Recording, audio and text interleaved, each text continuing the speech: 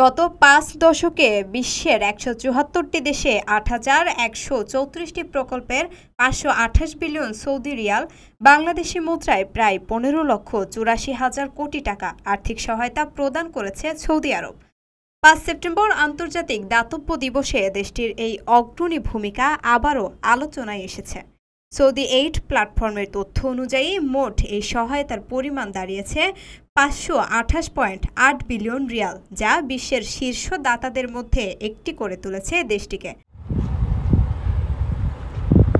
European university ইনস্টিটিউটের গবেষণা বলছে, গত দশকে ২০১৪ থেকে ২৩ বৈশ্বিক মানবিক সহায়তা ৩.৭% এসেছে সৌদি আরব থেকে।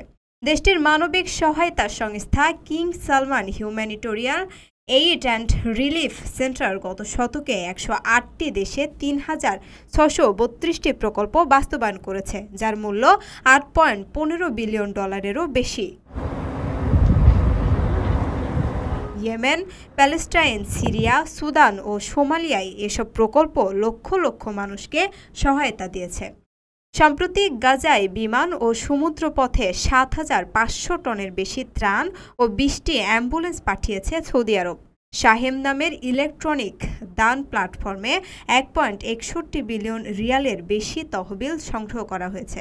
এছাড়া জাতিসংঘকে উদ্ধৃত করতে ২৪ নভেম্বরকে বিশ্ব যুক্তজোড়যুগ শিশু দিবস হিসেবে প্রতিষ্ঠিত করতে সক্ষম হয়েছে দেশটি। লক্ষাধিক টাকা বেতনে কর্মী নিচ্ছে জাপান। যেতে আগ্রহীরা যোগাযোগ করুন স্ক্রিনে দেয়া নাম্বারে।